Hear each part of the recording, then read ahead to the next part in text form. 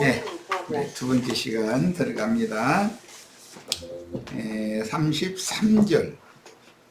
그는 그것이 좋은지 나쁜지 살펴서도 안 되고요. 그것이라는 건 11조로 드려진 뭐 곡식이나 과실이나 소떼 중에 11조나 양떼 중에 11조 이런 것을 사람이 좋은지 나쁜지 이걸 살펴서도 안 된다. 그걸 살피면 바꾸고 싶지 뭘 살피는 거야.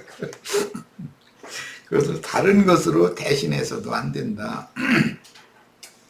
그것을 다른 것으로 대신하면 본래의 것과 대신하는 것이 둘 다 거룩하게 되며 그것은 누를 수 없게 된다. 이제 이런 경우가 아주 바쳐야 된다라는 말이죠. 이제 이것은 개인적으로도 나 자신의 그 속사람을 주님의 것으로 완전히 바쳐야죠. 겉사람도 완전히 바쳐야 돼요. 멸할 것으로 겉사람 바쳐야 되고 속사람은 영생에 들어갈 것으로 이렇게 이제 바쳐야 되고 양면이 있는 거예요.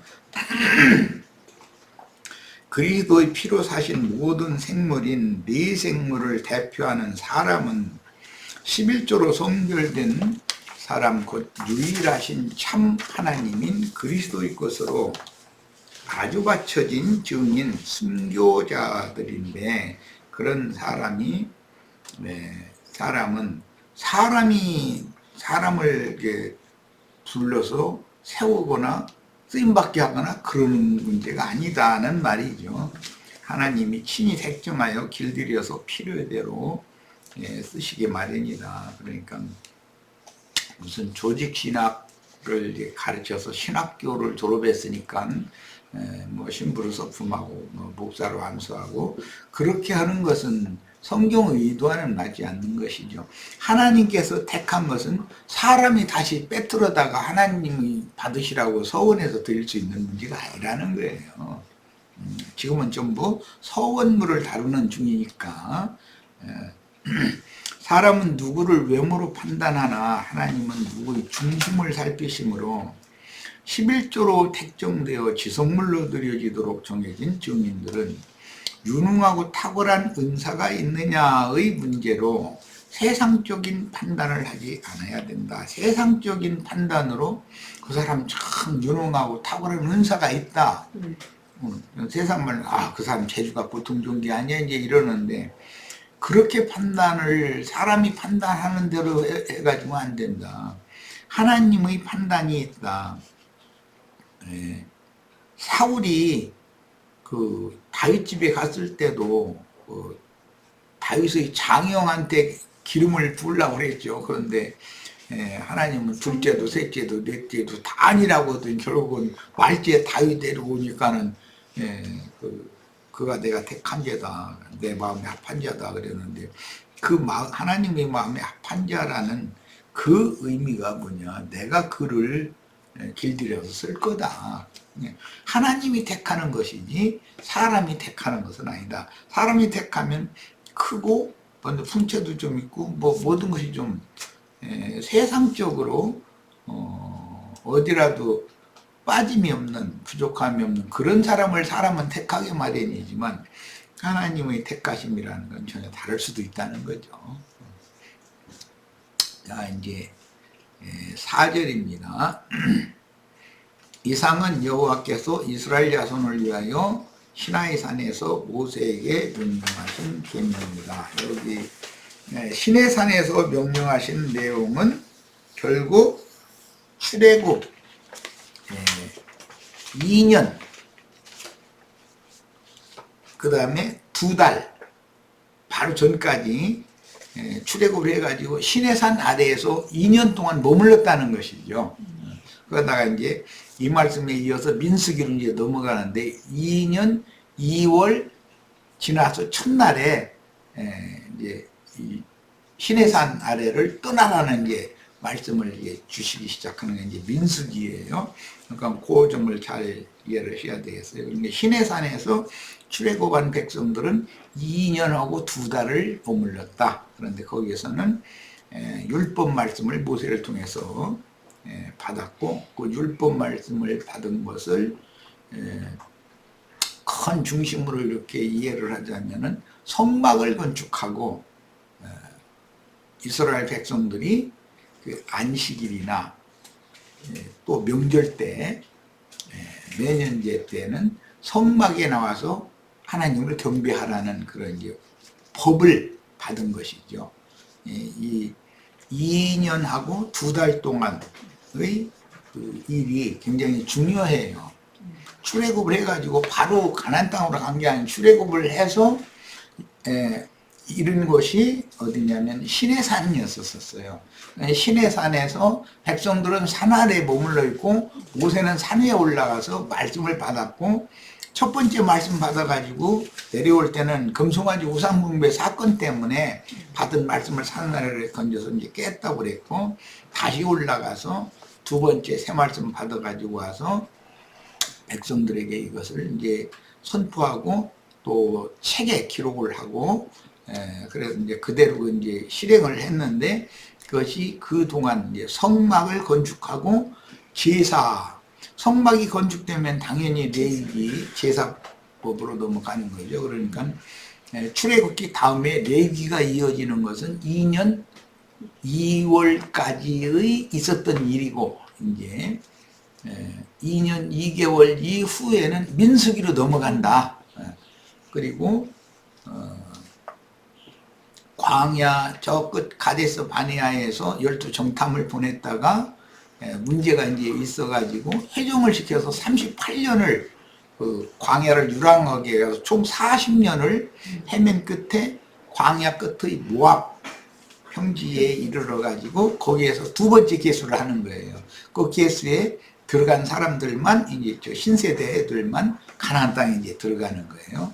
이제 구조가 이렇게 돼 있기 때문에 이 문제를 이상한 여호와께서 이스라엘 자손을 위하여 시내산에서 모세에게 명령하신 계명이다. 이 말은 출애굽기가 출애굽기 12장 이후에 출애굽을 하게 되죠.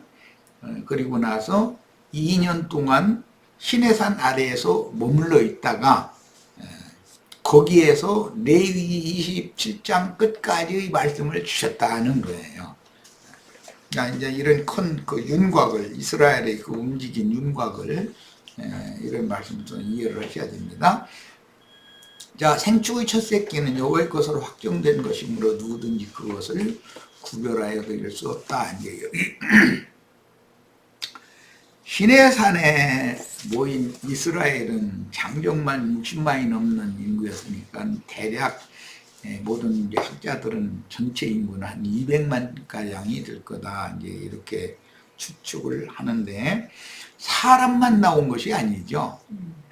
그들은 조상 대대로 목축하는 자의 후손이었기 때문에 고센 땅에서 나왔으니까 고센 땅에 사는 동안 농사를 짓다 나온 게 아니고, 애굽 사람들은 농사를 짓는데 이 애굽 땅에서 살았지만 바로의 그 노예로 종으로 430년 사는 기간 동안에 전부 목축업을 주로 해서 살았던 것이에요.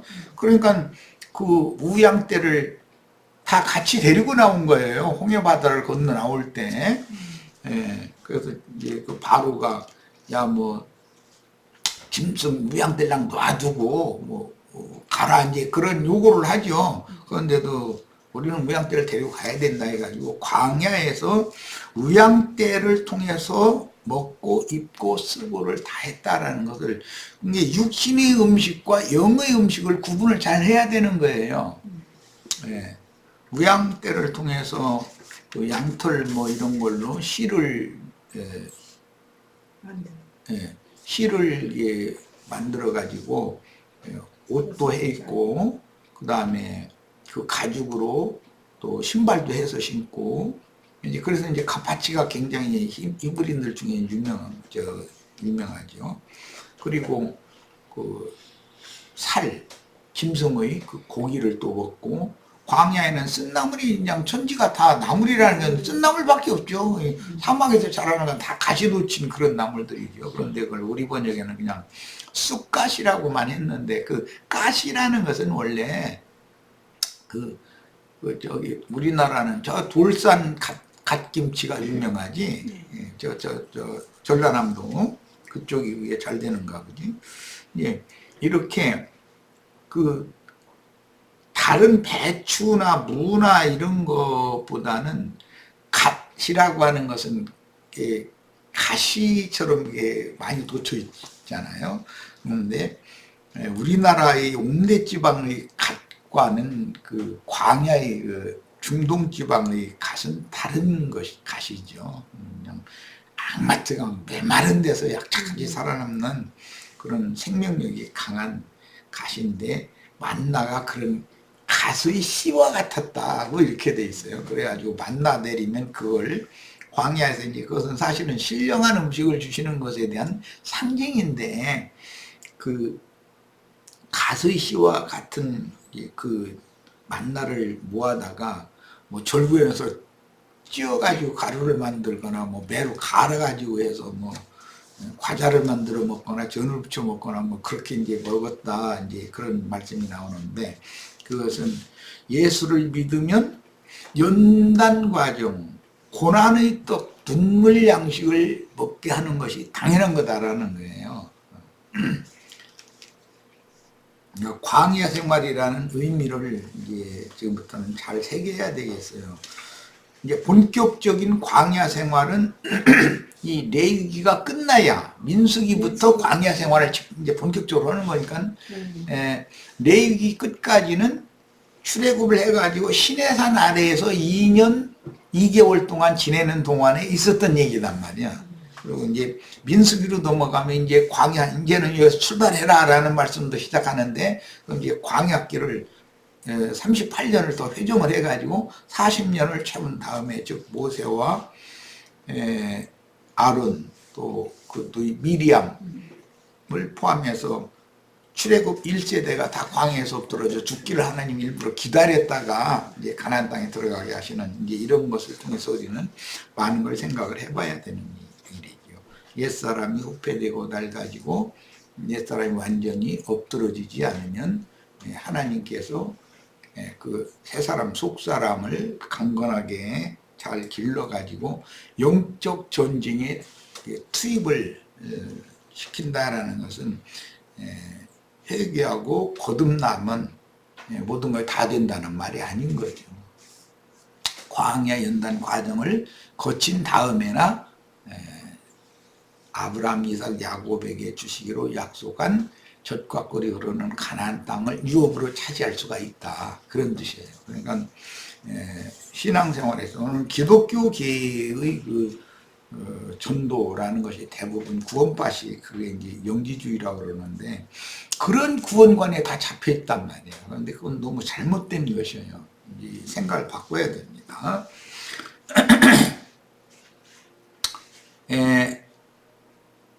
생축의 첫 새끼는 여호와의 것으로 확정된 것이므로 누구든지 그것을 살펴보지도 말라고 그랬어. 그것은 살펴본 욕심이 생기니까 그게 맞아, 아깝거든. 이 말은 희생의 첫 것, 사람이신 예수와 연합된 충성스러운 증인들은 하나님의 것으로서 반드시 죽임을 당하도록 이미 정해졌으므로, 증인이라는 말은 순교자라는 의미가 있는 것이 이런 개념에서 온 거라는 거예요. 자, 생축의 첫 것이라는 말은 서원물의 희생으로 드릴 수 있는 정결한 짐승이라도 첫 새끼는 이미 하나님의 것으로 정해졌으므로, 이미 하나님의 것인데 사람이 하나님의 것으로 정해진 것을 가지고 나 하나님께 드리겠다고 서원을 했으면 그런 짓을 하면 안 된다는 거예요. 그건 절대로 바꿀 수 없다, 교개할 수도 없고. 가인의 계열에 속한 자들, 곧 육신에 있고 성령은 없는 자들인 발람과 니골라 당은 어떤 경우에도 하나님의 것으로 다시 드릴 수가 없으니, 이것은 주님이 쓰시는 종들은 육체를 완전히 드려야 되는 것이고, 사단의 사자들은 그 영혼을 완전히 바쳐야 되는 것이고, 이 둘이 차이가 있죠. 이미 하나님이 멸하기로, 즉 사단의 사자로 정하셨기 때문에 발람과 니골라 당에 속한 세속교계의 그 지도자들이라는 것은 이 생에서는 흥왕하지만 영세에는 멸망하게 마련이다. 그 하나님이 정한 그 원칙은 바꿀 수 없다는 거예요. 예, 이런 원칙이 내가 리브가의 태중에 이제 두 아들이 있었는데 에서는 미워하고 야곱은 사랑했다라는 그런 말씀에게도 똑같이 적용이 되는 거예요. 하나님은 겉사람, 옛사람은 멸하기로 준비된 길놀이 그릇이고 거듭난 속사람은 영적 장자권자로 주님이 이미 정해놨다는 거예요. 그러니까 어떤 사람을 보고 당신은 하나님이 구원하시기로 작정했고 당신은 하나님이 이렇게 버리시기로 작정했고 그 말이 아니고 겉사람이냐 속사람이냐라는 뜻이다라는 말이에요. 가인의 계열에 속한 자들 곧 육신에 있고 성령은 없는 자들인 발람과 니골라당은 어떤 경우에도 하나님의 것으로 다시 드릴 수가 없으니 이미 하나님이 멸하기로 정하셨기 때문에 사단의 사자로 정해진 자들은 그 특징이 이생에서는 흥왕하나 영세에서는 멸망한다라는 것이 특징이고, 하나님이 친히 택하신 그 종들은 이생에서는 비웃음거리가 되고 비말에 처해지고 열월자처럼 그렇게 지옥을 당하지만 사후세계에 가서는 큰 상으로 갚아주신다라는 것이 하나님의 말씀이기 때문에 우리는 사람을 외모로 판단하거나 또 어떤 사람을 택할 때 그 사람이 타고난 어떤 천연적인 은사가 있고 뭐 말을 잘한다, 이제 예를 들면 이 전도라는 건 말하는 거니까 말 잘하는 거 굉장한 은사죠 이게. 그런데 성경에는 바울 사도가 나는 그 말에는 조라다 이렇게 표현을 했어요. 그리고 말쟁이들에 대해서 이제 얘기를 말씀하셨는데, 그런 걸 보면 말로 하는 은사를 행하는 것이 전도를 하는 사명임에도 불구하고 뭔가 사람들을 설득력 있게 잘 이렇게 유창한 말로 사람들을 이렇게 세상 말로 홀리게 하는 거, 말 홀리는 거니까 그런 재주가 있는 사람을 하나님이 꼭 쓰신다고는 판단하면 안 된다는 거죠. 어떤 표현력이 좀 부족한 듯 싶고, 그런데 하나님은 그 사람의 중심, 그 사람의 진심이 뭐냐.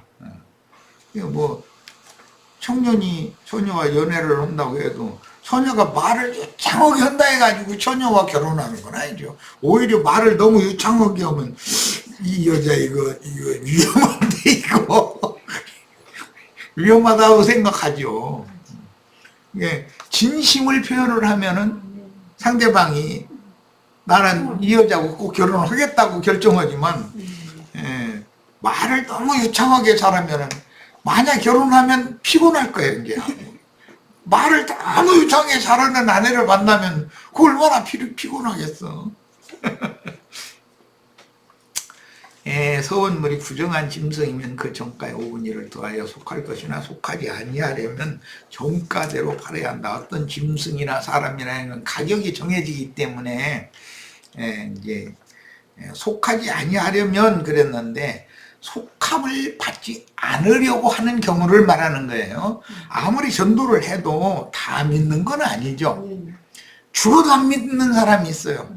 그 사람은 그 사람의 정가대로 하나님에게 팔리게 하려고 해도 그게 전도인데 안 들으니까 그럼 어떻게 그냥 그러면 당신 마음대로 하라고 할 수밖에 없는 거지. 그렇게 하면은 그건 이미 사단에게 넘겨준 것이잖아요. 바울 사도가 이런 자들은 내가 이미 사단에게 넘겼다 이제 이랬는데 아주 팔아버린 거죠. 이방인들을 속하려면 본물 값인 그리스도의 핏값에 전도자의 수고 5분의 1을 더해야만 속할 수 있으며, 속하지 않을 부정한 짐승인 끝내 복음을 받아들이지 않는 자라면, 다 복음을 받아들인다면 얼마나 좋겠어요. 그러면 또 그랬다면 우리 같은 사람이 이 은혜가 우리에게 임할 수가 없죠. 벌써 그 수가 딱 하나님이 정한 계획대로 다 차버렸으면 구원이 우리 차지가 되지를 않죠. 유능한 사람은 앞선 세대들 중에도 얼마나 많을 텐데 마귀의 것이 되도록 정가로 이렇게 팔아야 하는데 마귀의 것으로 아주 팔리면 당연히 영영한 지옥 자식으로 확정된다는 뜻입니다. 그러니까 사도들이 발에 번지를 떨고 딱 돌아서 버린다는 뜻은 이제는 너희한테는 복음을 전할 필요가 없다라는 선언이기 때문에 그렇게 되면 이제는 이방인의 때가 오고 이방인이 오히려 복음을 하다 해서 구원을 얻고 혈통적으로는 유대인임에도 그들은 구원의 길이 차단된다는 뜻인 것이죠. 이것은 여호와께 돌릴 짐승의 첫 새끼의 경우에도 적용되었으므로 생축의 첫 새끼 중 부정한 것인 제물로 사용할 수 없는 흠이 있는 생축들인 위양이나 염소로 상징되는 유대 교인들을 물려서 신앙을 회복시켜 드리면 정가의 5분의 1을 더하여 속하든지 아니면 그 짐승을 타인에게 팔아 그 금액을 속전으로 여호와께 온전히 바쳐야 했습니다. 이 말은 말하자면 하나님은 유대인의 하나님도 되고 이방인의 하나님도 되기 때문에 어떤 때를 정해 두시고 어떤 일을 하시기 때문에 예수님이 이 세상에 오셨을 때는 그 무화과 열매의 때가 아니니까 유대인들이 열매를 맺는 때가 아니었기 때문에 그들이 예수님을 배척하고 죽였던 거예요.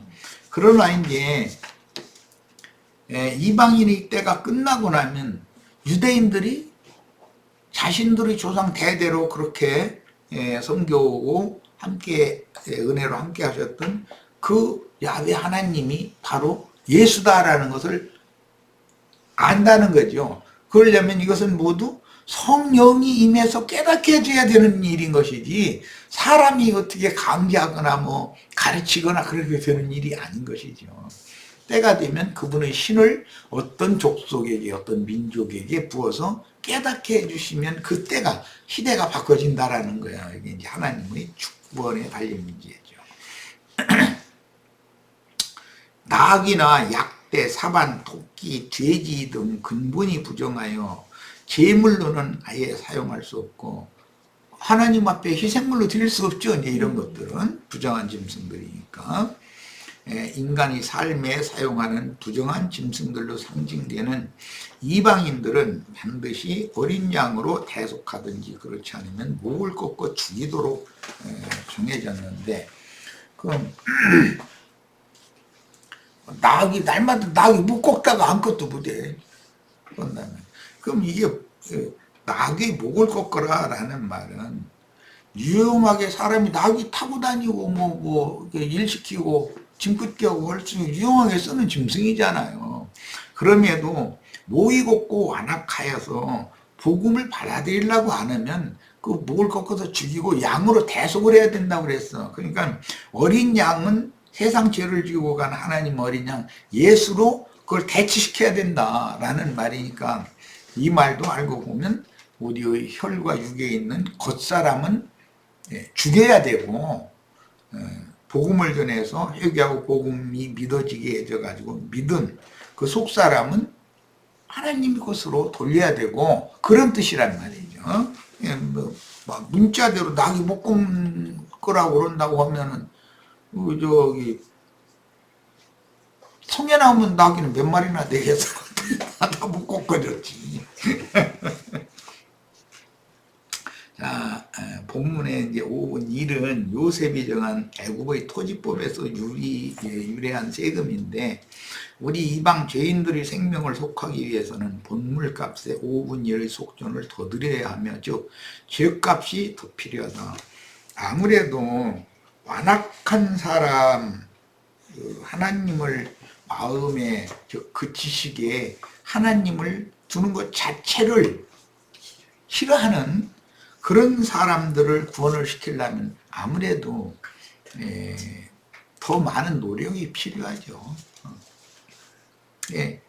다 뭐 우리가 구원받은 게 다 우리가 목이 부들부들해서 구원받은 게 아니라 목이 고다가지고 구원받은 거예요 사실은.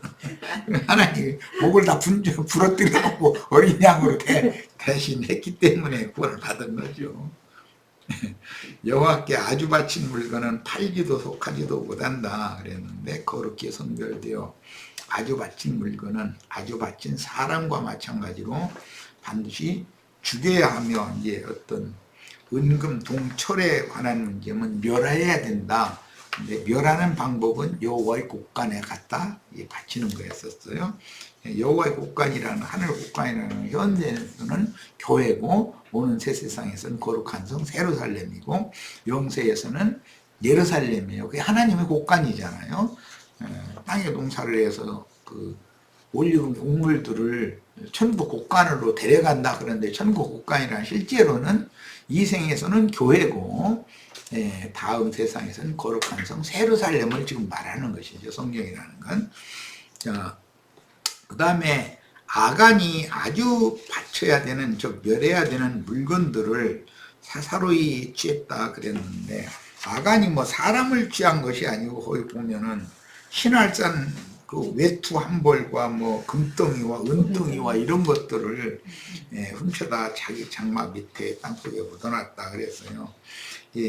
이런 것은 세속교계에서 신할산 외투라고 하는 것은 오늘날로 말하자면 신부나 목사의 그 목사 가운이라고 그러죠. 그 거드름 피는데 그런 것을 탐냈다라는 거는, 아간이라는 사람이 자기도 이방의 종교 지도자들과 같은 종교 지도자가 되고자 하는 야심이 있었다라는 걸 보여주는 것이고, 은금을 뭐 탐했다라는 것은 사람은 다 이제 돈 좋아하기에 마련이고 은금을 다 취하기에 마련인데, 그런 것들은 세상에 가치 있는 그런 것들을 하나님보다 더 가치가 있는 것으로 여긴 사람이었었다. 그런데 그게 이스라엘 12지파 중에 족장에 들어간 사람이었었잖아요. 아간이라는 사람, 지도자였죠. 그러니까 이제 오늘날 기독교계가 사용하는 뭐 목사 신부의 가운이나 또 성가대들도 이상하게 가운을 입고 이러고 자기네들은 특별한 사람인 것처럼 꼭 그러죠. 그 옷이라는 것은 그 사람의 신분을 나타내주는 그런 위력이 있기 때문에, 세상 사람들은 명품 옷을 좋아하지만 종교인들은 이 목사 가운이나 성가대 가운이나 이런 긴 옷 입고 이렇게 거드름 드는 걸 좋아하죠. 세속 사람들이 명품 옷 좋아하는 거나 똑같은 이상한 짓들을 하는 거죠. 그리고 이제 기독교의 사람의 손으로 지금 뭐 물질적인 건물 신전이나 또 그 안에 강대상이나 십자가상이나, 또 침례교단은 침례탕이라는 걸 만들어 가지고 저 요단강물 이렇게 비행기를 실어다 거기다 물 부어놓고서 거기다 침례식하고 그러는데, 그런 것들이 다 하나님이 보시기에는 우상덩어리라는 거예요.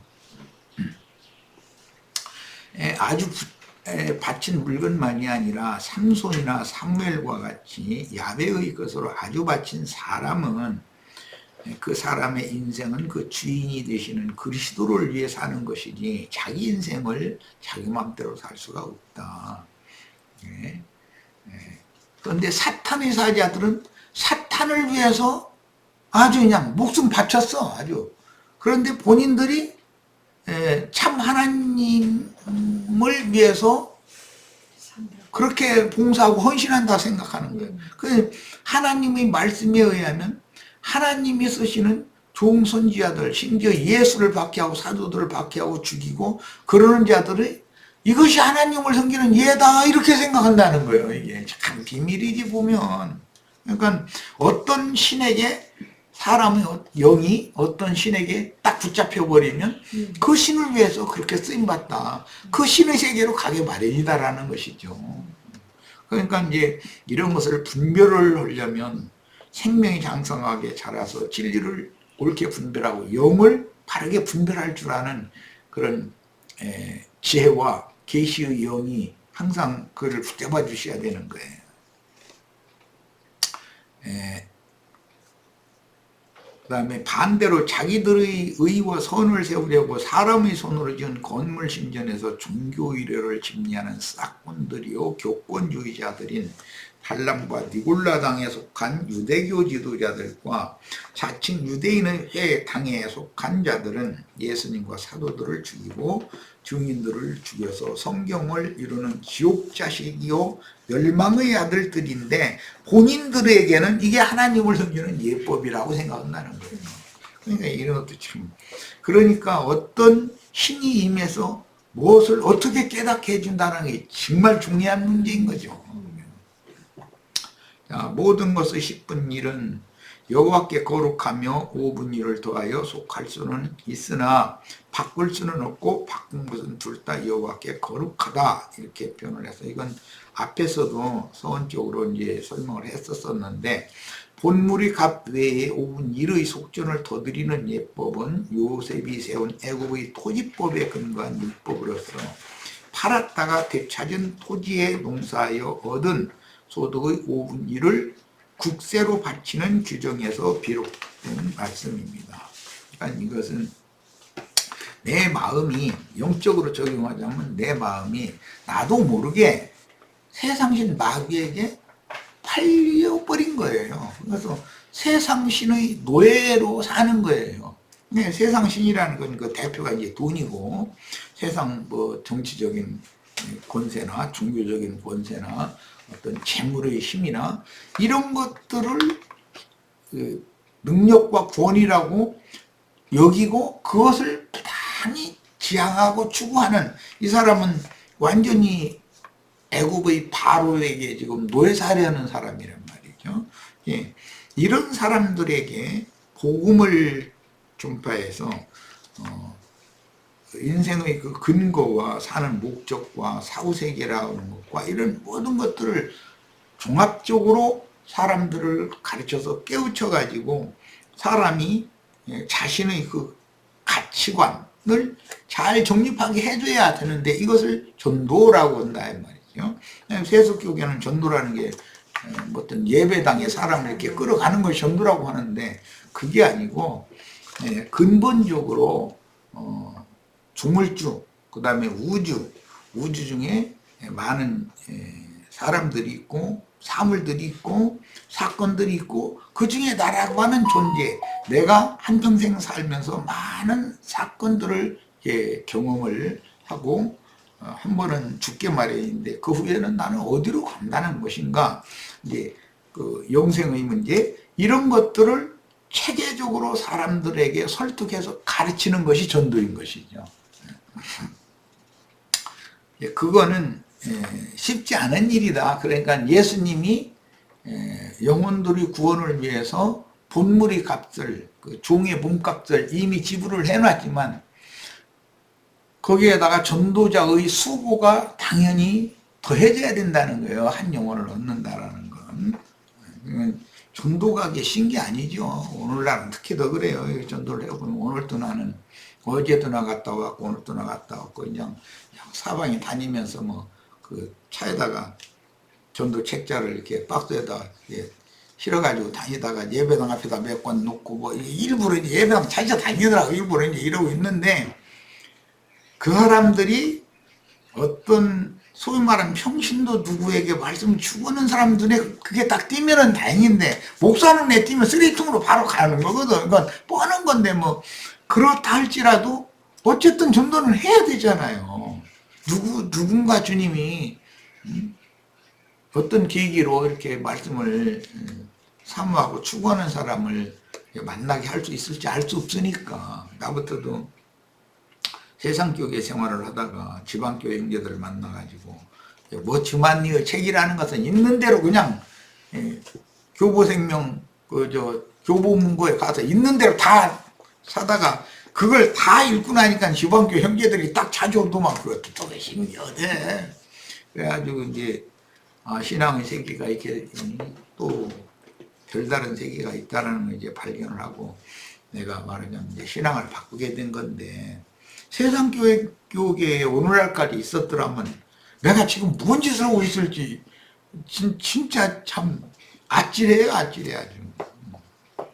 그러니까 우리는 어떻게든지 해서 정말 어쨌든 전도 책자를 이렇게 어디를 갈 때 그냥 빈손으로 하지 말고 가지고 다니면서 어떤 기회가 닿으면 여기 오늘은 책 두 권을 여기 남대천변에 이렇게 운동하러 온 사람들 다리 밑에서 쉬는데 찾아가서 인사하고 뭐 발 걸고 이러다가 이 책 이거 두 사람한테 주고 왔는데 어쨌든 그 사람들이 갖다 쓰레기통에다 버릴지라도 그럼 우리는 알 수 없으니까 주님께서는 역사를 어떻게 하실지 이런 수고는 해야죠. 5분 1의 값을 더 내지 않으면 사람을 이렇게 회복시킨다는 게 쉽지 않다는 거예요. 그런데 나의 그런 수고와 노력이 없이 사람을 얻어서 하나님 것으로 서원물로 온전히 바친다는 건 쉬운 문제가 아니죠. 사람 만나기가 얼마나 어려운데. 자, 복음을 위해 하나님의 것으로 이미 택함을 받고 죽게 드려진 자는 어떤 방법으로도 자기 인생을 자기 마음대로 바꿀 수 없고 오직 택하신 자의 마음대로 쓰시다가 데려가시는데 풍채나 흠모할 것이 전혀 없던 예수와 제자들은 당세의 유명한 자들과 비교하거나 교계하여 바칠 수가 없습니다. 이건 왜 그러냐면 하나님이 사람을 보는 관점과 사람이 사람을 보는 관점이 다를 수밖에 없기 때문에 그래요. 하나님의 충성된 중이었던 사무엘인데도 사무엘도 자꾸 사람의 관점으로 사람을 보잖아요. 존귀해 보이고 뭐 하나님 앞에 이게 좀 크게 쓰임받을 것 같은 그런 모습으로 이렇게 외모를 자꾸 보고 판단하고 그런데 하나님은 사무엘 보던 외모를 보지 말아라. 내 마음에 합한 자라야 된다. 이 말씀이 이게 얼마나 중요한 말인지 몰라요.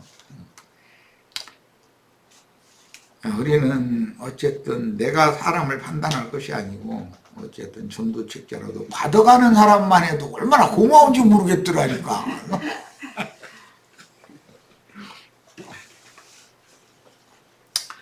이 말은 주의 복음을 위해 쓰시기로 작정된 사명자가 따로 있으며 주님이 맡기신 사역을 위해 종의 길을 갈 수밖에 없는 자들이 이미 정해져 있으므로 인위적으로 세운 신부 목사제도의 종교 지도자들은 하나님이 친히 택하시고 그 사역을 일마에 보내신 증인들과는 전혀 다른 제도권의 유명한 자들이니 그들은 사실은 세상에서 유명한 자들, 큰 자들이라는 건 그게 사실은 멸망의 자식들인 것이다. 하나님 보시는 관점과는 다르죠. 특히 주님의 사역에 쓰실 종으로 정하시는 문제는 전적으로 주님의 권한에 속한 것이므로 모태로부터 이미 택정하심을 받고 세상에 태어나서 그렇게 자라고 그렇게 쓰임을 받는 문제이지 사람이 누구를 사역자로 세우거나 결정하여 바꿀 수 있는 문제가 아닙니다. 우리는 매사에 하나님의 절대 주권을 인정을 해야 된다는 거예요. 나의 보는 관점으로 어떤 걸 판단하고 이렇게 하면 안 되죠. 모든 구속받은 사람은 자신의 가치를 많이 낮추어 잡아야 되는데 이런 말 하면은 세속 사람들이나 세상 교계의 어떤 신자들이나 사역자들은 기분 나빠하죠. 나를 뭘 보고 그러느냐 이래버리지. 근데 그러니까 이건 누가 누구의 사람의 눈으로 누구의 가치가 얼마나 될 거다라는 판단을 해서 그렇게 어떤 그런 눈으로 사람을 보고 그렇게 판단하는 건 맞지 않은 거죠. 우리 모두는 자신의 가치를 예를 들어서 나는 대한민국 국민의 평균 수준에도 미치지 못하는 수준입니다. 지금 우리 자매님들 봐도 뭐 대학교 눈앞에도 못 갔고 지금 대한민국 국민들 10명 만나면 7명은 다 대학 졸업한 사람들이에요. 지금 평균치에도 못 미쳐. 그런데 각자 나름으로 뭐 문제를 당하면 사람을 뭘로 알고 이런단 말이요. 뭘로 알아? 죄인으로 알고 그러는 거지. 자기가 뭐 대단한 걸로 이렇게 하려고 그러는데 그건 하나님 앞에서는 온당한 태도가 아니다라는 것이죠. 아멘. 나도 말은 이게 참 쉽게 하지만 남을 나보다 더 낮게 여긴다라는 것은 말은 쉽지만 그게 쉬운 게 아니에요, 사실은. 이제 그런 가치관을 갖고 있는 사람이 계속적으로 뭔가 주님께서 이렇게 후히 주셔서 이루어 놓거나 얻은 것이 이렇게 좀 있으면 괜히 고개를 이렇게 목이고 다죠. 그래가지고 오늘 주님 앞에 얻어 걸려가지고 그 낙이 목을 둥지러 가요. 어린 양으로 대처해야 된다고 그랬는데 목 둥지르려고 목 딱 잡으면 하나님의 손으로 하면 목도 부러져 버릴 텐데 아무것도 아닌데 그렇게 목을 내세우고 그러는 걸 보면은 야, 사람이라는 게 나나 남이나 할 것 없이 하나님 말씀을 모르니까 사실은 무지하니까 그렇게 이제 막 가는 건데 그게 참 답답해. 이런 말씀을 우리가 이제 추구를 하고 말씀을 가르치는 입장에서 이런 걸 증거를 할 때 보면 모든 사람들이 특히 교회 안에서는 자신의 가치를 5분 일을 더해서 산 사람이면 5분 일만큼 자신의 가치를 낮춰놓으면 조금 덜 당하는데 자신을 5분의 2만큼 위쪽으로 이게 솟게 만들어 놔버렸다가는 이제 등등당하는 거지. 하나님의 손에 걸리면. 근데 그렇게라도 하나님께서 관심을 가지고 그의 그 목을 부러뜨려서 순종의 본이 되신 어린 양으로 이게 대체를 해준다면 그 같은 축복이 어디 있겠어요. 그런데 사람이 그게 참 쉽지 않아요. 저걸 해보면은 자기를 높여주고 칭찬해주는 말은 얼굴이 좀 이게 웃음기가 도는데 사람이란 다 죄인일 뿐입니다. 뭐 자기가 어떠한 죄인지를 깨달아야 됩니다. 이렇게 나가버리면은 나 바빠 죽겠네. 당신 말 듣고 싶지 않다고 그러지. 그 얘기 좀 더 들어보자는 사람은 나부터도 안 들으려고 그래. 그러니까 이게 참. 자, 네, 어쨌든 오늘은 여기까지 하겠습니다. 자신의 가치를 조금 낮춰잡자. 우리는 말씀을 이제 복음을 받는 사람들이고 말씀을 깨달은 사람들이니 자신의 가치를 너무 그 레벨을 높여놔두면 그게 이제 자존심이라고 그러는데 높여놔두면 하나님께서 그에게 은혜를 베푸실 방법이 없어요. 만약에 그에게 은혜를 베푸신다면 목을 꺾어놓는 수밖에 없는데 그 목 꺾임을 당하려면 그 여간 쉬워 그게. 자, 오늘은 여기까지 해서 마치고 자료가 많이 남았네. 다음 화요일까지 이 자료를 또 해야 되겠네. 오늘 집회 모두 마칩니다. 화요일은 5시.